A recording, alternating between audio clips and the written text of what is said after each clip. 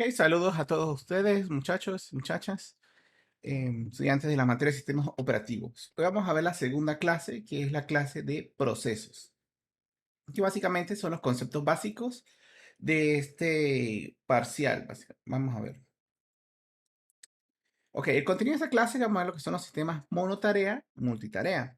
Vamos a ver qué es un proceso, qué es una definición, los estados por los cuales pasa un proceso a lo largo de su ejecución, qué es un bloque de proceso, y luego vamos a ver cómo se ve la planificación de los mismos a través de colas y qué es el proceso de cambio de contexto, ya que este es el contenido base para el resto de la materia. Anteriormente existían los demás sistemas monotarea, como su nombre lo dice, o sea, casi todos los conceptos de esta materia son fáciles de obtener si les prestamos atención al nombre. Por ejemplo, mono significa que es uno solo y tarea, pues que es una sola tarea. Es decir, antes habían sistemas en los cuales podías hacer una sola tarea al mismo tiempo.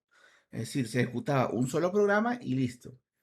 Entonces, resulta que como se ejecutaba un solo programa, todos los recursos del sistema iban solo a ese proceso. Es decir, todo ese proceso tenía el control absoluto del sistema, es decir, de la RAM, CPU, disco duro, entre otras cosas. El problema de esta arquitectura era que si fallaba el programa o estaba mal escrito, tenía un bug, se alteraba el funcionamiento de todo el sistema.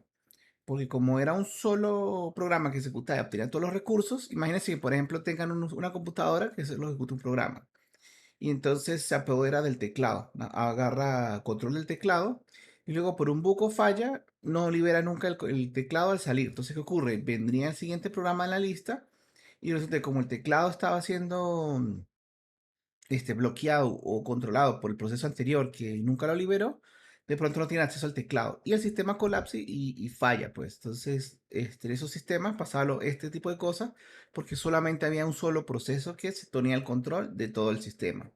Obviamente son mucho más rápidos y se ejecutan más tiempo real, por así decirlo, ya que es un solo proceso que está en el CPU y sabemos que no hay nada que lo interrumpa, se va a ejecutar muy bien. Sin embargo, la mayoría de los sistemas hoy en día son multitareas, muchos y tarea, pues significa que va a tener varias tareas al mismo tiempo. Entonces, lo que permite es la ejecución de varias tareas al mismo tiempo, multiplexando el CPU, incrementando la productividad.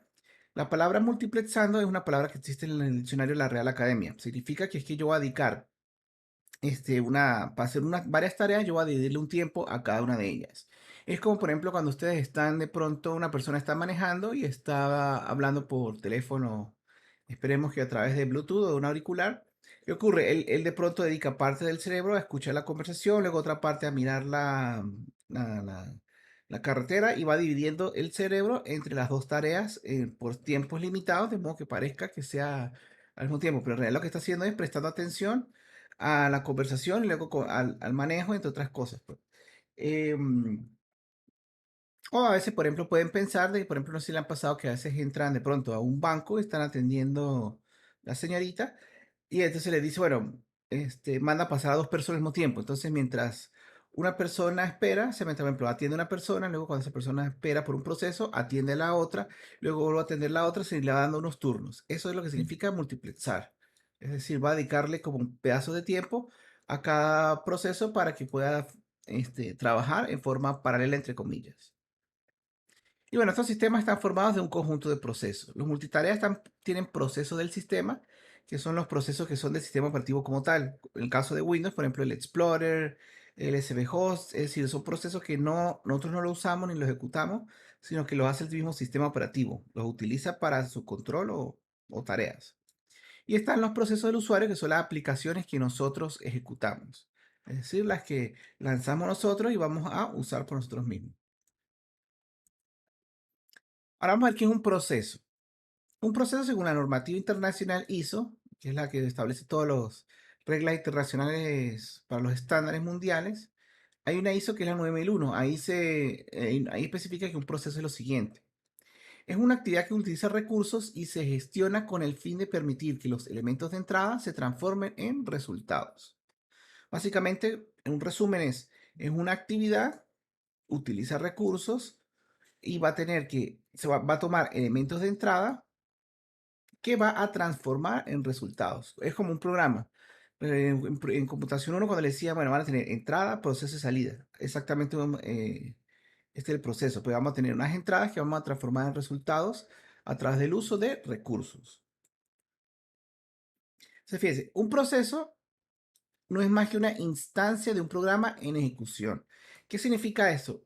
Un proceso, cuando ustedes, por ejemplo, tienen instalado Word en su sistema Windows o Chrome, vamos a suponer el navegador Chrome.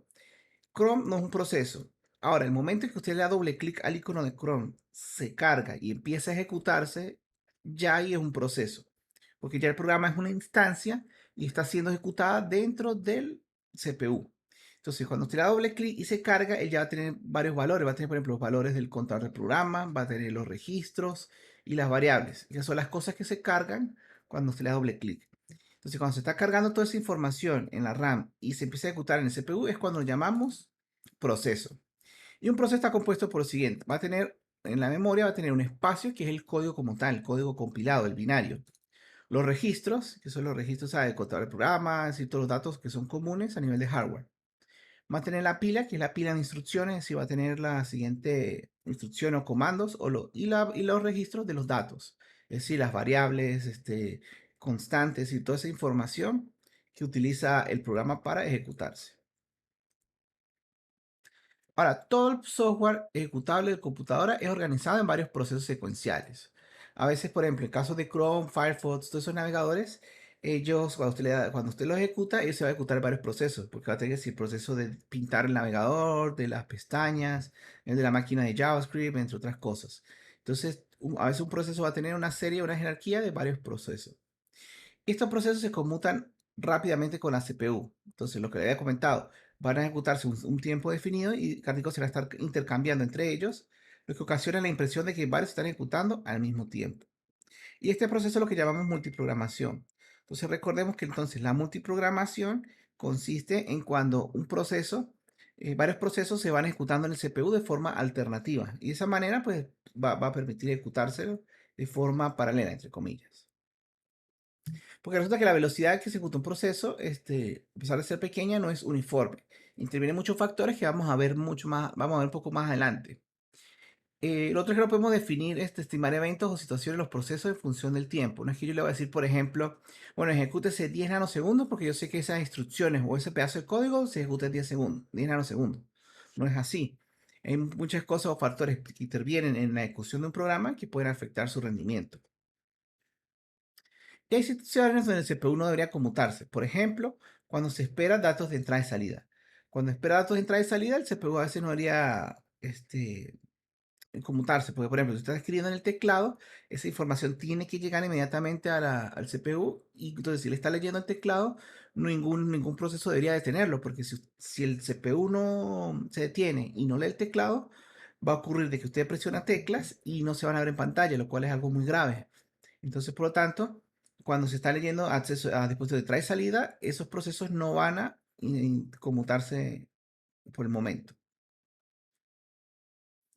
Otra cosa, como les dije al principio, un proceso no es un programa, es un programa en ejecución. Una cosa es lo que usted instala, por ejemplo, se utiliza Android, una cosa es lo que usted descarga de la Google Play y otra cosa es cuando lo abre y se está usando el programa. Cuando lo abre y lo usa, ya es un proceso. Cuando usted lo instaló y está ahí simplemente en su teléfono, es simplemente un programa. Entonces, por ejemplo, aquí dice, un ejemplo es una receta de cocina y un cocinero. En la mitad de su receta llega un hijo con una picada de abeja. ¿Qué ocurre? Imagínense que, por ejemplo, usted está cocinando y entonces su hijo, si no tiene hijo, pues imaginan que tiene un hijo ficticio. Y entonces a mitad de receta llega con una picada de abeja, por ejemplo. Entonces, ¿qué ocurre? Usted va a detener el proceso de cocinar. Si se está usando una receta, se detiene y dice, bueno, quede en el paso 4 de la receta. Usted va, atiende a su hijo, le aplica las cosas médicas, la motivación, etcétera. Y cuando usted pues regresa a cocinar, cuando una vez terminó de hacer ese proceso de hacer sentir mejor a su hijo o hija, usted va a continuar haciendo la cocina desde el paso de la receta que usted marcó. Entonces usted no es que va a empezar a hacer la receta de nuevo. sino que simplemente usted comienza desde el paso donde lo dejó y va a seguir siguiendo las siguientes instrucciones. Y entonces de esa manera la receta se reanuda, la cocina se reanuda em, como si nada hubiese pasado. Así funcionan los procesos. El CPU puede estar haciendo una cosa y de pronto dice, epa, llegó algo de mayor prioridad. Se detiene, hace la otra tarea y luego vuelve otra vez a lo que estaba haciendo desde el paso de la receta que estaba en el que se paró. Y ese punto donde se tiene uno en la receta es lo que se conoce como el contador del programa, de la instrucción. Si recuerdan la organización, hay un registro que tiene la instrucción el registro de la siguiente instrucción, y lo que me va a permitir ejecutar el proceso desde allí. Ahora, a veces iniciar dos veces un programa no significa que tengan dos procesos iguales. A veces usted abre un programa y cuando vuelve a abrir otro, en realidad es el mismo proceso, solo que el mismo programa dentro de sí sabe manejar como dos aplicaciones o dos ventanas, pero puede ser que realmente sea un único proceso. El concepto que me gustaría que conozcan de los procesos, que los procesos son como un ser humano. Son generados, creados, tienen más o menos una vida significativa. Opcionalmente generan uno o más procesos hijos y eventualmente mueren. Una pequeña diferencia es que la reproducción no es común entre los procesos. Cada proceso tiene un solo padre. En el caso de los procesos, vamos a llamar padre al proceso que origina otro como tal, y el proceso hijo es el que desciende de él. Entonces, fíjense, es como los seres humanos. Nacen, digamos que crecen o realizan una meta en la vida. A veces se pueden reproducir o no y eventualmente van a morir. Este es un concepto de Understanding the Linux Kernel, que es un excelente libro para saber cómo funciona el sistema operativo Linux a bajo nivel. Ahora, ¿cómo se crean los procesos? Bueno, cuando arranca el sistema se empiezan a crear varios procesos. El sistema operativo crea nuevos procesos. Lo otro es cuando se ejecuta una llamada al sistema para creación de procesos. Si yo puedo crear, por ejemplo, bueno, crea este proceso a través de una llamada del sistema. A veces puede ser que el usuario lo hace como cuando usted le hace doble clic a un programa o escribe un comando. O el inicio de trabajo por lotes, que es lo que se le conoce como script o sí, un script. De pronto usted baja un script de internet que permite hacer ciertas tareas y ese script lo que va a hacer es crear procesos para cumplir esa tarea. Ahora, los procesos hay dos tipos de finalización. Uno que es la salida normal, que es cuando se acaba el proceso y simplemente funcionó, pues todo salió bien y salió voluntariamente. Esto ocurre cuando programan en lenguaje C. Si recuerdan, ustedes tenían int main, la función principal, y al final se retornaba un entero cero. Significa que había cero errores, por lo tanto, ese return cero, perdón, lo que hacía era eso, decirle, bueno, fue una salida normal, no hay problema. Ahora, salida por error es cuando no ocurre, no puede continuar el proceso porque ocurrió una falla. Entonces, en ese caso te retornaban un valor, que era el valor del error. Y lo otro es que también, por ejemplo, a veces cuando trabajan con sistemas web, de pronto, por ejemplo, si van a tener un proceso que va a recibir datos para guardar en base de datos y esos datos están mal, entonces a veces ustedes lo que hacen es lanzar una excepción. Entonces, cuando a veces se lanza una excepción, el proceso se termina al finalizar el proceso con esa excepción y manda un error. Entonces, esas son las dos formas en las cuales un proceso puede terminar, con errores o sin errores. Ahora, error fatal es cuando se produce por el proceso, lo que les comentaba ahorita, es una excepción. Y entonces, se produce un error fatal, entonces no puede seguir continuando. Lo otro es eliminado por otro proceso. A veces un proceso con suficientes privilegios puede realizar una llamada al sistema indicándole que cierra otro proceso. Por ejemplo, en el caso del monitor del sistema o monitor de actividades, no recuerdo cómo se llama en Windows, ustedes pueden ver todos los procesos y el proceso de monitor del sistema puede matar a otros procesos como tal. O a veces los antivirus, si los antivirus tienen un nivel de alto, teóricamente ellos pueden finalizar un proceso fácilmente por cuestiones de seguridad o cualquier otro problema que ellos decidan, pero lo puede finalizar. En el caso de Linux, existe un comando que se llama kill, que es una aplicación que permite matar otros procesos si usted tiene el privilegio de hacerlo. Cuando digo privilegio me refiero a la permisología, de que el sistema le dé a usted permisos para poder matar otros procesos.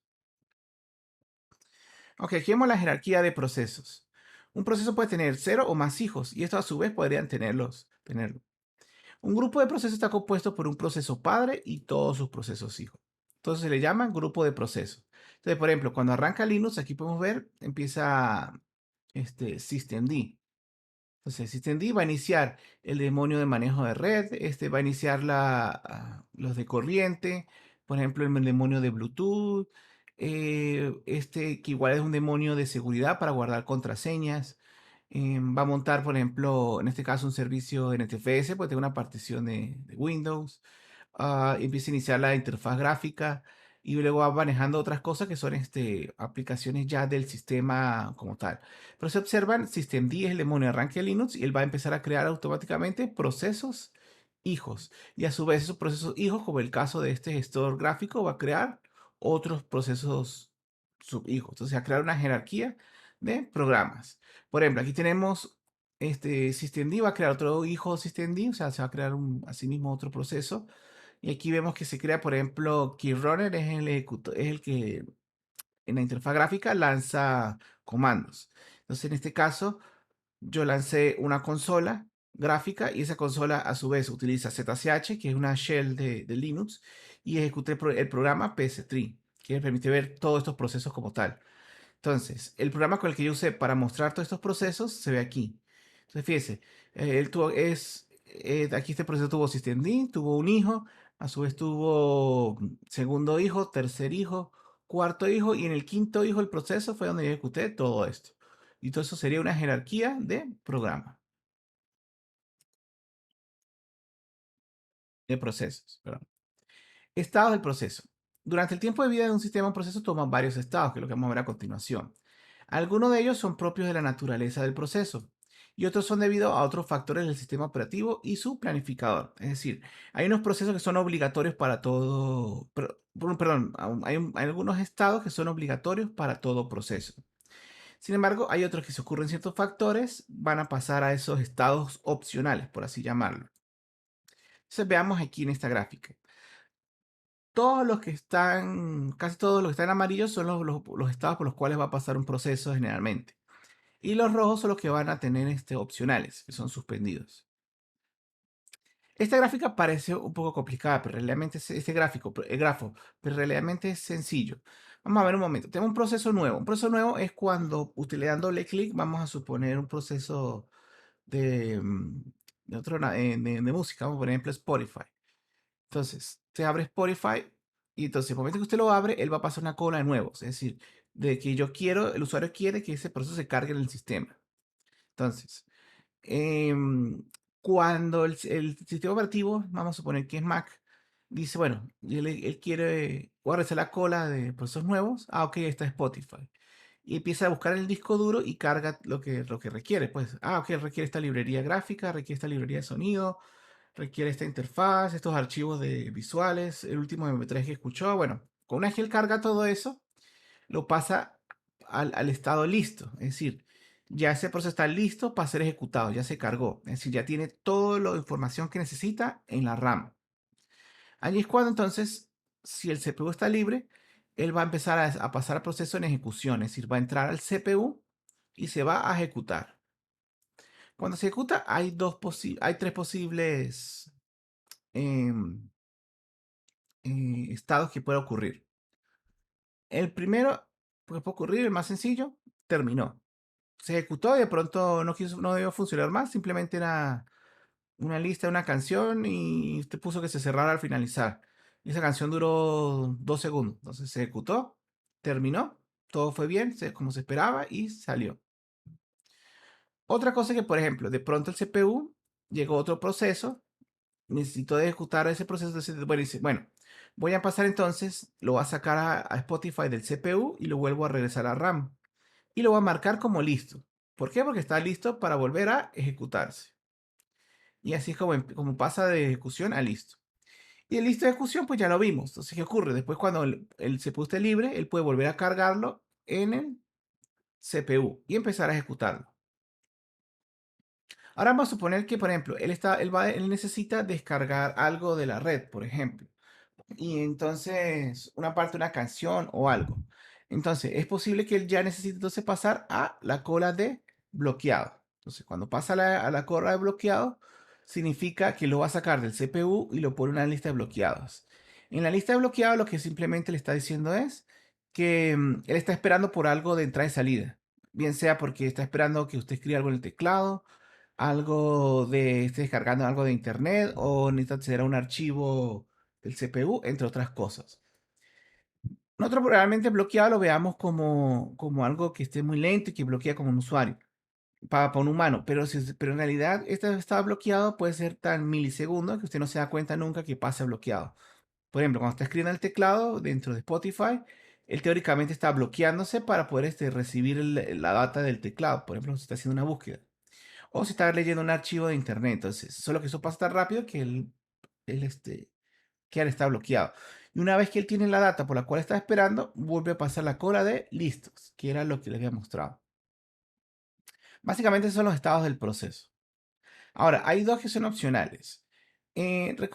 Actualmente muchas computadoras, diría casi todas, pero sobre todo si ustedes tienen laptops o dispositivos móviles como los celulares, hay algo por eso que se llama suspendido. Suspendido es cuando usted, por ejemplo, la apaga y está ejecutándose, pero está en un estado de reposo, por así decirlo. Por ejemplo, el CPU, en los celulares, cuando usted apaga la pantalla, pues él va a estar en un estado de reposo, donde todavía está ejecutándose, pero no está al 100%, pues. O puede ser esos estados, a veces puede ser que lo guarde el disco duro. Puede ser que, por ejemplo, bueno, ya no va a guardar esta aplicación, no se ha usado en una hora y él apagó el celular, o sea, apagó la pantalla, entonces, bueno, voy a pasarlo al disco duro para tener más RAM libre. O de pronto la RAM se llenó y él dice, bueno, voy a sacar estos procesos y los voy a guardar el disco duro porque no hay espacio en la RAM. Entonces, en esos casos, él los puede pasar al estado de suspendido. Entonces, por ejemplo, si el proceso está en estado listo, él lo puede pasar al disco y va a haber un estado que se llama listo y suspendido. Es decir, el programa está listo para ejecutarse, pero está en el CPU. Es decir, necesita primero, perdón, en el disco duro. Es decir, necesita primero cargarse en la RAM para poder ejecutarse. Lo mismo puede pasar cuando está en el estado de bloqueado. Si en el estado de bloqueado, por ejemplo, pasa muchísimo tiempo y entonces el sistema operativo puede decir, bueno, voy a bloquearlo y voy a suspenderlo. Es decir, lo voy a guardar en el disco. ¿Cuál es la diferencia de este? Que entonces él de aquí tiene que, como estaba bloqueado, tiene que volver a pasar otra vez. Hay dos opciones. O si sigue bloqueado, lo más probable es que entonces cuando se active, se vuelva a cargar la RAM y se queda en el estado bloqueado. Porque, ok, está en la RAM, pero todavía está esperando por entrada y salida. O de pronto, si pasó mucho tiempo, puede reiniciar la operación. Simplemente pasa a estado listo y vuelve otra vez a solicitar los datos de entrada y salida como si fuese un proceso normal. Entonces, básicamente eso. Recuerden, se crea un proceso, se carga en la RAM, va a pasar a listo, luego se ejecuta el CPU, si sería ejecución, estado de ejecución. Si finaliza, estado terminado. Si necesita entrada y trae salida, va a pasar a bloqueado. Si está en ejecución y se le acabó el tiempo el CPU, pasa otra vez a la cola de listo para volver a empezar otra ejecución. Y si está en estado listo y se suspende la máquina o el proceso, pasa al disco duro y se pasa a un estado de listo y suspendido. Lo mismo bloqueado. Si se suspende se suspende el proceso, se pasa al disco duro y se pasa al estado de bloqueado y suspendido. Si quieren más detalles de los estados, aquí lo estamos viendo, que es lo que le acabo de explicar, luego lo ven con detalle. Y lo otro es que hay algo que se llama planificación de procesos, que es lo que nos interesa a nosotros, que es cómo hay un software que se encarga de decidir cómo los procesos van a pasar a través de esos estados. Porque la idea de la multiprogramación es ejecutar varios procesos al mismo tiempo. La idea es que usted ejecute varios procesos al mismo tiempo y así pueda maximizar el uso del CPU. ¿Por qué? Porque la idea es que usted tenga el CPU al máximo, porque el CPU está gastando energía, está siendo utilizado. Entonces es mejor que lo utilice al máximo para que funcione la computadora mucho más rápido. De nada sirve que usted compre una máquina súper poderosa y que el CPU no se utilice para nada. La idea es que se pueda utilizar al máximo. Entonces, para cumplir este objetivo, hay un software llamado planificador de procesos. Entonces, lo que hace es seleccionar un proceso disponible para ejecutarlo.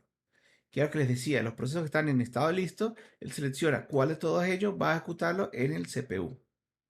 En sistemas de un procesador nunca habrá más de un proceso en ejecución. Obviamente, si hay un solo CPU, solo se va a ejecutar allí. Por eso es que debe esperar hasta que el CPU quede libre y de esa manera se asigna un nuevo proceso. Si son varios CPU, no hay problema. Cada CPU tiene su propia cupo, por así decirlo, y se puede ejecutar de forma paralela. Entonces, para eso, el sistema operativo planificador trabaja con colas. Y las colas son exactamente igual a los estados que tenemos anteriormente. Es decir, si ustedes regresan aquí a la máquina de estado, por cada uno de ellos va a haber una cola de procesos. O sea, si va a haber una cola nueva, una cola de listo, una cola de lo que está. Bueno, una cola no, pero si va a haber una especie de estructura donde se van a ver todos los que están en ejecución. Hay una cola de bloqueados, entre otras cosas. Entonces, si lo vemos, aquí tenemos la cola de trabajo, es decir, todos los que están en orden de espera para cargarse. Luego tenemos la cola de procesos listos y ya cuando están cargados en la RAM se agregan a esa cola. Y luego el proceso elige cuál es de la cola de procesos listos, uno de ellos para ponerlo en el CPU. Entonces, si necesita esperar por un evento, lo mete en la cola de procesos bloqueados. En este caso, los procesos van a estar en una cola esperando por acceso a los recursos del sistema. ¿Por qué se utiliza una cola? Recuerden, una cola es FIFO, es First In, First Out. Es decir, el primer proceso que entra ahí va a salir de primero, en teoría. Y básicamente ese es como los procesos se manejan dentro de un sistema operativo, a través de colas. Una de las cosas que es más importante de esta materia es el cambio de contexto, que es realizado por el planificador del sistema operativo. ¿Qué ocurre? El cambio de contexto es el proceso en el cual yo voy a cambiar a un proceso del CPU, es decir, voy a alternarlo o intercambiar un proceso por otro. Es la parte más importante de esta corte de la materia, por tanto, importante que ustedes lo conozcan. Se realiza por el planificador del sistema operativo y se origina con una interrupción del procesador. ¿Qué ocurre? Cuando necesito cambiar un proceso por otro, se ocurre una interrupción, si recuerdan. Se lanzan esas interrupciones a nivel de hardware, que es lo que ustedes veían en organización del computador. Vamos a suponer que tenemos una cola de procesos listos, proceso uno, 2, hasta el proceso N. Entonces, cuando yo selecciono el proceso 2, al procesador le digo, bueno, haga esa interrupción y el procesador lo que va a hacer es guardar todos los registros, el contador de programa y todas esas cosas que él tenía allí, todo ese estado, lo va a guardar en la cola otra vez de procesos listos, en la RAM, y entonces va a cargar el proceso seleccionado. Y de esa manera lo intercambia. El problema de este proceso es que es un proceso que ocupa tiempo, entonces tiene un costo, o sea, tiene que sacar CPU, inclusive así tiene que leer del disco duro. Entonces, como un proceso que lleva mucho tiempo, se trata de reducirse, de hacerse lo menos posible o lo máximo que se pueda, pero sin afectar el rendimiento. Entonces, fíjense, se ejecuta una rutina que se llama cambio de contexto, es decir, una interrupción. Se salva todo el estado del programa de ejecución a la memoria principal, a la RAM. Se selecciona otro programa desde la cola de procesos listos, según el algoritmo que se utiliza, que lo vamos a ver más adelante. Luego, restaura el estado del programa seleccionado desde la memoria principal de los registros procesadores. Es decir, ese programa que seleccionó en el paso 2 va a poner otra vez todos los registros, toda la información que está guardada dentro del microprocesador. Y luego ejecuta el programa saltando la instrucción que estaba pendiente por ejecutar y el proceso se resume como cualquier otro, sin ningún problema. ¿Cuál es el problema de esto? Que el proceso consume tiempo extra del procesador que no se utiliza para otros procesos. Entonces, si hace mucho cambio de contexto, está usando el procesador para cosas que no son ejecutar programas. Entonces, se va a sentir que la computadora funciona muy lenta. Entonces, por lo tanto, hay que tener un equilibrio donde usted permita cambiar procesos de modo que se parezca de verdad que está haciendo multiprogramación, pero tampoco abusar al punto donde el equipo se ejecute muy lento por estar cambiando procesos cada rato. Ahora, la implementación. Para eso se requiere un registro que mantenga la información de todos ellos, que es lo que se llama tabla de proceso o bloque de control de procesos. Es una estructura de datos que mantiene información como por ejemplo el estado en el que se encuentra, contador de programas, es decir, dónde se encuentra ubicado la siguiente instrucción, los registros de CPU para saber las variables o las cosas que están cargadas en los registros en ese momento, información de cómo se va a planificar la CPU, información contable, es decir, cosas de tiempo para benchmark, entre otras cosas. Y la información de entrada y salida, por ejemplo, qué archivos tiene accesados, si está accediendo a la red, accediendo a qué cuestiones de hardware. Si toda esa información se guarda en una estructura de datos que se le conoce como PCB o tabla o bloque control de procesos. Entonces, el PCB, Process Control Block, es lo que significa, que es el bloque control de procesos. Es una estructura de datos del núcleo del sistema operativo que permite que está compuesto por los estados que les dije y representa una estructura de datos. Eso la pueden ver ustedes desde, por ejemplo, si en Linux entran no me acuerdo si es Sketchall.h o algo así, pueden ver la estructura sin ningún problema y ver cómo Caso de Linux utiliza más información, pero por motivo de esta materia solo nos vamos a enfocar en estos valores.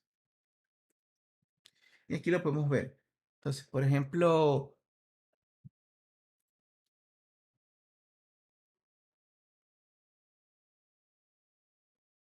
aquí podemos ver, por ejemplo, el estado del proceso. Entonces, por ejemplo, el estado puntero, controlar el programa, información, planificación. Es decir, vemos cómo es una estructura que contiene toda esta información. Esto que ven aquí es la manera en cómo se representa de forma gráfica. Es decir, cuando se hace mapas o diagramas, que lo vamos a ver más adelante, sistemas de información o ingeniería de software, así es como se representa un PCB. Pero está dentro de una estructura de datos como cualquier otra. Ahora, la modelación de la multiprogramación es algo como lo siguiente. Es decir, nosotros podemos calcular o planificar cómo debería ser un hardware para cuando se tiene multiprogramación. Entonces, por ejemplo, imaginemos un proceso que consume el 20% del CPU. Entonces, teóricamente, si coloco 5, el CPU siempre estará ocupado. Sin embargo, no del todo es cierto, ya que no todos los procesos esperan lo mismo que por entrada y salida. Entonces, recuerden que estimar tiempos en un sistema de computacional es muy complicado, es muy difícil predecir cómo se va a ejecutar un programa dentro del CPU. Entonces, hay una fórmula que vamos a ver muchos ejercicios más adelante que se llama uso del CPU. Es una fórmula súper sencilla, significa que el uso del CPU sería 1 menos el porcentaje que ocupa los procesos a la n. Entonces, el uso de memoria viene dado por la cantidad necesaria para el sistema operativo y lo procesos ejecutar. Por ejemplo, un sistema de programación web. Entonces, vamos a ver aquí un momento. Entonces, vamos a observar un ejemplo de la modelación de la multiprogramación. Recordemos que es 1 menos P a la N, donde P es el uso de entrada y salida de un dispositivo. Aquí vamos a ver, por ejemplo, tenemos una computadora de 8 gigas de RAM. El sistema operativo ocupa 1 GB de RAM y vamos a contar con procesos de aproximadamente 2 GB de RAM, ¿no? Por ahora no nos interesa de qué tipo de procesos, simplemente que van a ocupar 2 GB de RAM. Y bueno, el proceso va a ocupar en el tiempo que ocupa en entrada y salida, vamos a ponerle que sea un 15%, es decir, el tiempo donde está en reposo, donde no se va a utilizar el CPU, lo cual es muy poco tiempo entrada y salida, lo cual significa que vamos a usar bastante el CPU. Si aplicamos la fórmula, sería 1 menos 0.15 porque por porcentaje lo vamos a llevar a un rango menor a 1, donde 1 es el 100% y 0 es 0. Y lo vamos a elevar a la n. N es la cantidad de procesos que se pueden ejecutar dentro de la computadora. En este caso, como tenemos toda la información de RAM, podemos calcularla mediante una regla de 3 o simplemente con lógica. Por ejemplo, si tenemos 8 GB de RAM y te usamos uno para el sistema operativo, significa que tenemos 7 GB disponibles. Y de esos 7 GB disponibles, vamos a ver cuánto podemos ejecutar procesos de 2 GB. Entonces, simplemente lo que podemos hacer es una división simple. Entonces, por ejemplo, lo que vamos a hacer es la cantidad que hay disponible, lo repartimos en procesos de 2 GB. Y lo cual nos va a dar, obviamente, bueno, obviamente no, nos va a dar un valor que va a ser este decimal, pues, por ejemplo, nos va a dar 3.5. Sin embargo, nosotros no podemos ejecutar medio proceso o se ejecuta un proceso completo o nada. Entonces, en este caso vamos a eliminar el punto 5 y lo máximo que podemos ejecutar son 3 procesos. Entonces, esos 3 procesos los que vamos a nosotros colocar en el valor de n. Entonces, sustituimos n aquí, colocamos 3 y entonces vamos a calcular la fórmula. Entonces sería 1 menos, vamos a la calculadora, que sería 0.15 por el elevado a la 3. Nos daría 0.003375. Entonces, a 1 le restaríamos ese valor. Entonces vamos a devolvernos, son dos ceros. 1 menos 0.2033. Bueno, aquí se nos fueron los decimales, pero como son valores muy cortos, pues no necesitamos. Entonces, si le restamos ese valor, ya que es un aproximado, 0.335, nos daría 0.9965 aproximadamente, lo cual es una cifra muy alta. Ahora, este ejemplo, que básicamente, como está en escala de 0 a 1, nos pusimos 99.65%. Es decir, el CPU va a estar usado aproximadamente un 99.65% del tiempo. Entonces, lo que quería mostrar aquí es que como en este ejercicio que improvisamos un poco, el CPU va a estar 100% con esa cantidad de RAM. Entonces, por más RAM que yo le coloque a esta máquina, va a poder ejecutar más procesos, pero el CPU está al máximo, entonces no va a estar una computadora lenta. Es por esta razón que esta fórmula se utiliza cuando se van a crear software, porque equipos, por ejemplo, él tiene 8 GB de RAM, y entonces yo se lo aumento a 16, aunque aumente la cantidad de procesos, el CPU va a estar con full, entonces no va a poderlo hacer. Y por eso es que hay máquinas donde, por ejemplo, ya vienen con la RAM máxima permitida y cuando usted la aumenta va a ver que sigue estando lenta. Y es porque el CPU no aguanta esa cantidad de RAM. Por eso es que se recomienda, cuando uno compra una computadora, hacer este tipo de fórmulas para saber si es posible aumentar la posibilidad.